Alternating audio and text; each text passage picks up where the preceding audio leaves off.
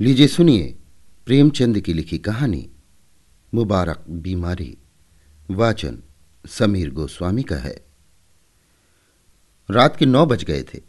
एक युवती अंगीठी के सामने बैठी हुई आग फूकती थी और उसके गाल आग के कुंदनी रंग में दहक रहे थे। उसकी बड़ी बड़ी आंखें दरवाजे की तरफ लगी हुई थी। कभी चौंक कर आंगन की तरफ ताकती, कभी कमरे की तरफ। फिर आने वालों की इस देरी से त्योरियों पर बल पड़ जाते और आंखों में हल्का सा गुस्सा नजर आता। कमल पानी में झकोले खाने लगता। इस बीच आने वालों की आहट मिली। कहर बाहर पड़ा खर्राटे ले रहा था। बूढ़े लाला हरनाम दास ने आते ही उसे एक ठोकर लगाकर कहा, कमबख्त, अभी शाम हुई है और अभी से लंबी तान दी। नौजवान लाला हरिदास घर में दाखिल हुए, चेहरा बुझा हुआ, चिंतित। देवकी ने आकर उनका हाथ पकड़ लिया और गुस्से व प्यार की मिली हुई आवाज में बोली, आज इतनी देर क्यों हुई? दोनों नए खिले फूल थे। एक पर उसकी ताजगी थी, दूसरा धूप से मुरझाया हुआ। हरिदास, हाँ आज देर हो गई। तुम यहां क्यों बैठी हो? देवकी, क्या करती? आग बुझ जाती, खाना न ठंडा हो जाता। हरिदास, तुम जरा से काम के लिए इतनी आग के सामने न बैठा करो। बाज आया गरम खाने से। देवकी, अच्छा कपड़े उतारो, आज इतनी देर क्यों की? हरिदास, क्या बताऊं, पिताजी ने ऐसा नाक में दम कर दिया है कि कुछ कहते नहीं बनता। इस रोज रोज की झंझट से तो यही अच्छा है कि मैं कहीं और नौकरी कर लूं। लाला हरनामदास एक आटे की चक्की के मालिक थे। उनकी जवानी के दिनों में आसपास दूसरी चक्की न थी। उन्होंने खूब धन कमाया, मगर अब वो हालत न थी। चक्कियां कीड़े मकोड़ों की तरह पैदा हो गई थी, नई मशीनों और ईजादों के साथ। उसके काम करने वाले भी जोशीले नौजवान थे, मुस्तैदी से काम करते थे। इसलिए हरनामदास का कारखाना रोज गिरता जाता था। बूढ़े आदमियों को नई चीज़ों से चिढ़ हो जाती है। वो लाला हरनामदास को भी थी। वो अपनी पुरानी मशीन को ही चलाते थे। किसी किस्म की तरक्की या सुधार को पाप समझते थे, मगर अपनी इस मंदी पर कुढ़ा करते थे। हरिदास ने उनकी मर्जी के खिलाफ कॉलेजिएट शिक्षा प्राप्त की थी और उसका इरादा था कि अपने पिता के कारखाने को नए उसूलों पर चलाकर आगे बढ़ाए। लेकिन जब वो उनमें किसी परिवर्तन या सुधार का जिक्र करता तो लाला साहब जामे से बाहर हो जाते और बड़े गर्व से कहते, कॉलेज में पढ़ने से तजुर्बा नहीं आता। तुम अभी बच्चे हो। इस काम में मेरे बाल सफ़ेद हो गए हैं। तुम मुझे सलाह मत दो। जिस तरह मैं कहता हूं काम किए जाओ। कई बार ऐसे मौके आ चुके थे कि बहुत ही छोटे मसलों में अपने पिता की मर्जी के खिलाफ काम करने के जुर्म में हरिदास को सख्त फटकारें पड़ी थी। इसी वजह से अब वो इस काम में कुछ उदासीन हो गया था और किसी दूसरे कारखाने में किस्मत आजमाना चाहता था, जहां उसे अपने विचारों को अमली सूरत देने की ज़्यादा सहूलतें हासिल हों। देवकी ने सहानुभूतिपूर्वक कहा, तुम इस फिक्र में क्यों जान खपाते हो? जैसे वो कहें वैसे ही करो।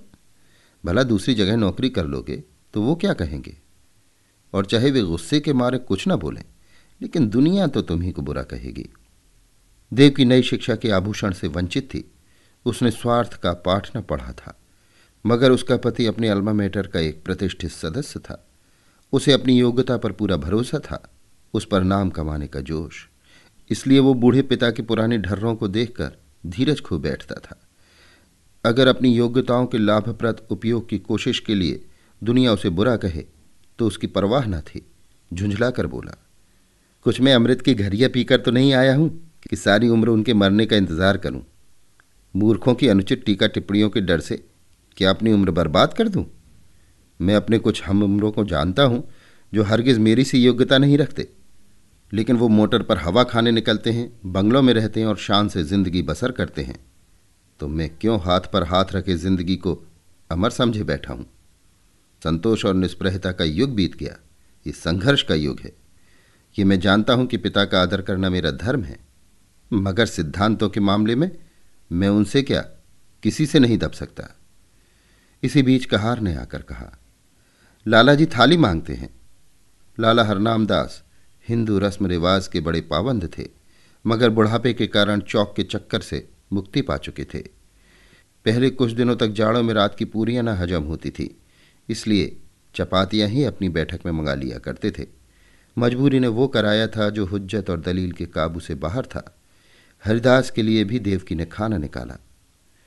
पहले तो वो हजरत बहुत दुखी नजर आते थे, लेकिन बघार की खुशबू ने खाने के लिए चाव पैदा कर दिया था। अक्सर हम अपनी आंख और नाक से हाजमे का काम लिया करते हैं। लाला हरनाम दास रात को भले चंगे सोए, लेकिन अपने बेटे की गुस्ताखियां और कुछ अपने कारोबार की सुस्ती और मंदी उनकी आत्मा के लिए भयानक कष्ट का कारण हो गई। और चाहे इसी उद्विग्नता का असर हो, चाहे बुढ़ापे का, सुबह होने से पहले उन पर लकवे का हमला हो गया। जबान बंद हो गई और चेहरा ऐंठ गया। हरिदास डॉक्टर के पास दौड़ा। डॉक्टर आए, मरीज को देखा और बोले, डरने की कोई बात नहीं, सेहत होगी, मगर 3 महीने से कम न लगेंगे। चिंताओं के कारण ये हमला हुआ है, इसलिए कोशिश करनी चाहिए कि वो आराम से सोएं, परेशान न हों और जबान खुल जाने पर भी जहां तक मुमकिन हो बोलने से बचें। बेचारी देव की बैठी रो रही थी। हरदास ने आकर उसको सांत्वना दी और फिर डॉक्टर के यहाँ से दवा लाकर दी। थोड़ी देर में मरीज को होश आया। इधर उधर कुछ खोजती हुई सी निगाहों से देखा कि जैसे कुछ कहना चाहते हैं, और फिर इशारे से लिखने के लिए कागज मांगा। हरिदास ने कागज और पेंसिल रख दी तो बूढ़े लाला साहब ने हाथों को खूब संभाल कर लिखा। इंतजाम दीनानाथ के हाथ में रहे। ये शब्द हरिदास के हृदय में तीर की तरह लगे। अफसोस, अब भी मुझ पर भरोसा नहीं, यानी कि दीनानाथ मेरा मालिक होगा और मैं उसका गुलाम बनकर रहूंगा। ये नहीं होने का।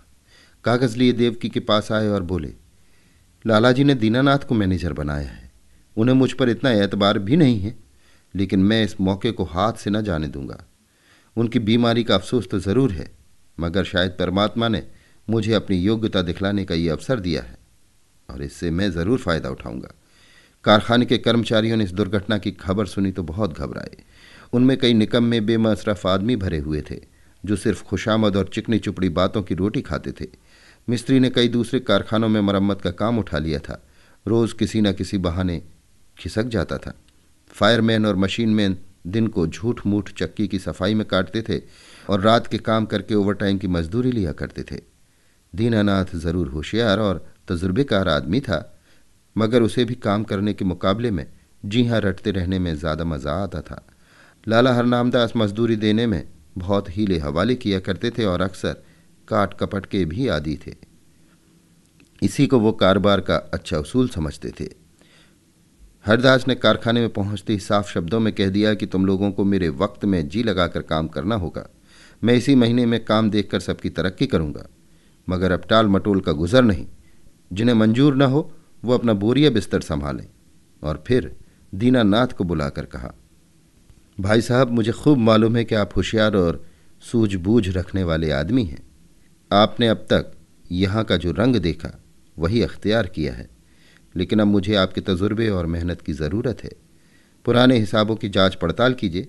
बाहर से काम मेरा जिम्मा है, लेकिन यहाँ का इंतज़ाम आपके सुपुर्द है।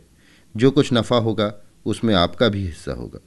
मैं चाहता हूँ कि दादा की अनुपस्थिति में कुछ अच्छा काम करके दिखाऊं। इस मुस्तैदी और चुस्ती का असर बहुत जल्द कारखाने में नज़र आने लगा। हरदास ने खूब इश्तिहार बंटवाए। उनका यह असर हुआ कि काम आने लगा। दीनानाथ की मुस्तैदी की बदौलत ग्राहकों को नियत समय पर और किफ़ायत से आटा मिलने लगा। पहला महीना भी खत्म न हुआ था कि हरदास ने नई मशीन मंगवाई। थोड़े अनुभवी आदमी रख लिए। फिर क्या था, सारे शहर में इस कारखाने की धूम मच गई। हरिदास ग्राहकों से इतनी अच्छी तरह पेश आता है कि जो एक बार उसे मुआमला करता वो हमेशा के लिए उसका खरीदार बन जाता। कर्मचारियों के साथ उसका सिद्धांत था, काम सख्त और मजदूरी ठीक। उसके ऊंचे व्यक्तित्व का भी स्पष्ट प्रभाव दिखाई पड़ा। करीब करीब सभी कारखानों का रंग फीका पड़ गया। उसने बहुत ही कम नफ़े पर ठेले ले लिए। मशीन को दम मारने की मोहलत न थी। रात और दिन काम होता था। तीसरा पहर खत्म होते होते उस कारखाने की शक्ल ही बदल गई।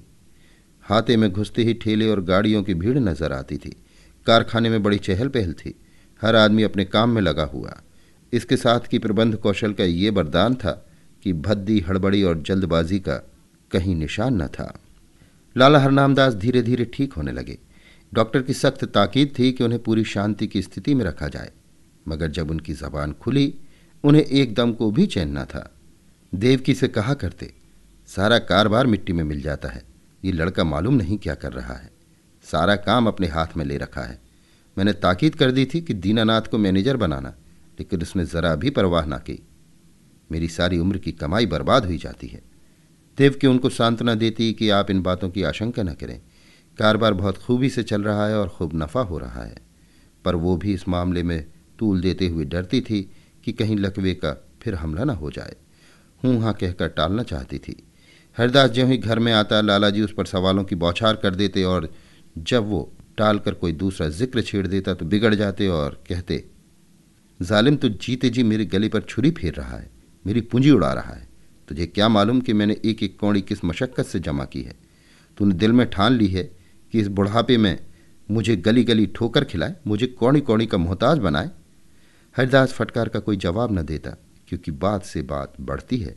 उसकी चुप्पी से लाला साहब को यकीन हो जाता कि कारखाना तबाह हो गया।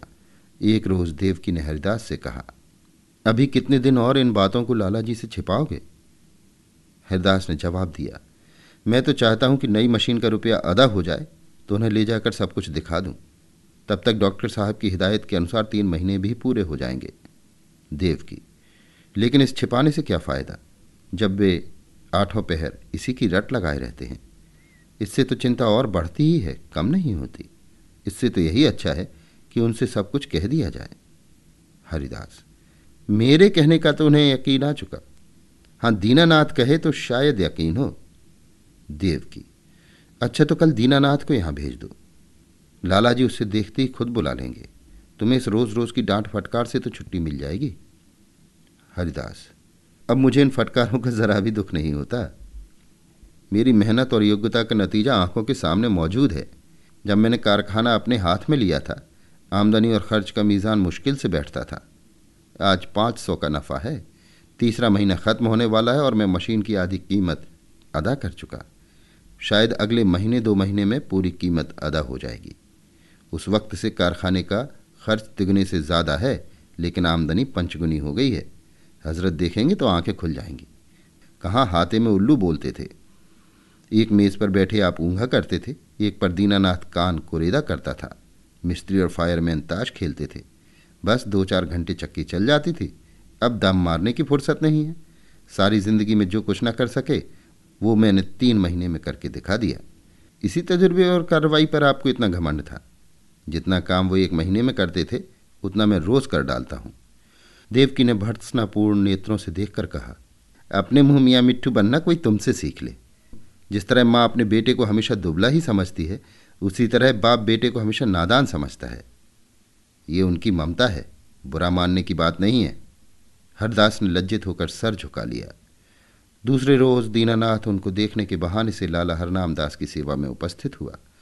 लाला जी उसे देखते ही तकिया के सहारे उठ बैठे और पागलों की तरह बेचैन होकर पूछा, क्यों, कारोबार सब तबाह हो गया कि अभी कुछ कसर बाकी है? तुम लोगों ने मुझे मुर्दा समझ लिया है, कभी बात तक ना पूछी। कम से कम मुझे ऐसी उम्मीद ना थी। बहू ने मेरी तीमारदारी ना की होती तो मर ही गया होता। दीनानाथ, आपका कुशल मंगल रोज बाबू साहब से पूछ लिया करता था। आपने मेरे साथ जो नेकियां की हैं उन्हें मैं भूल नहीं सकता। मेरा एक एक रोआ आपका एहसानमंद है। मगर इस बीच काम ही कुछ ऐसा था कि हाजिर होने की मोहलत न मिली। हरनाम दास, खैर कारखाने का क्या हाल है? दीवाला होने में क्या कसर बाकी है? दीनानाथ ने ताज्जुब के साथ कहा, यह आपसे किसने कह दिया दीवाला होने वाला है? इस अरसे में कारोबार में जो तरक्की हुई है वो आप खुद अपनी आंखों से देख लेंगे।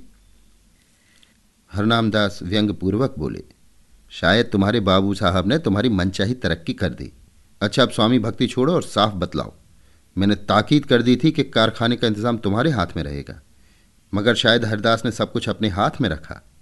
दीनानाथ, जी हाँ, मगर मुझे इसका जरा भी दुख नहीं। वही इस काम के लिए ठीक भी थे। जो कुछ उन्होंने कर दिखाया वो मुझसे हरगिज ना हो सकता। हरनाम दास, मुझे ये सुन सुनकर हैरत होती है। बतलाओ, क्या तरक्की हुई? दीनानाथ, तफसील तो बहुत ज़्यादा होगी, मगर थोड़े में ये समझ लीजिए कि पहले हम लोग जितना काम 1 महीने में करते थे उतना अब रोज़ होता है। नई मशीन आई थी, उसकी आधी कीमत अदा हो चुकी है। वो अक्सर रात को भी चलती है। ठाकुर कंपनी का 5000 मन आटे का ठेका लिया था, वो पूरा होने वाला है। जगत राम बनवारी लाल से कमसरियट का ठेका लिया है। उन्होंने हमको 500 बोरे माहवार का बयाना दिया है। इसी तरह और फुटकर काम कई गुना बढ़ गया है। आमदनी के साथ खर्च भी बढ़े हैं। कई आदमी नए रखे गए हैं। मुलाजिमों को मजदूरी के साथ कमीशन भी मिलता है, मगर खालिस नफ़ा पहले के मुकाबले में चौगुने के करीब है। हरनामदास ने बड़े ध्यान से ये बात सुनी। वो गौर से दीनानाथ के चेहरे की तरफ देख रहे थे। शायद उसके दिल में बैठकर सच्चाई की तह तक पहुंचना चाहते थे। संदेहपूर्ण स्वर में बोले, दीनानाथ, तुम कभी मुझसे झूठ नहीं बोलते थे, लेकिन तो भी मुझे इन बातों पर यकीन नहीं आता, और जब तक अपनी आंखों से देख न लूंगा यकीन न आएगा। दीनानाथ कुछ निराश होकर विदा हुआ। उसे आशा थी कि लाला साहब तरक्की और कारगुजारी की बात सुनते ही फूले न समाएंगे और मेरी मेहनत की दाद देंगे। उस बेचारे को न मालूम था कि कुछ दिलों में संदेह की जड़ इतनी मजबूत होती है कि सबूत और दलील के हमले उस पर कुछ असर नहीं कर सकते।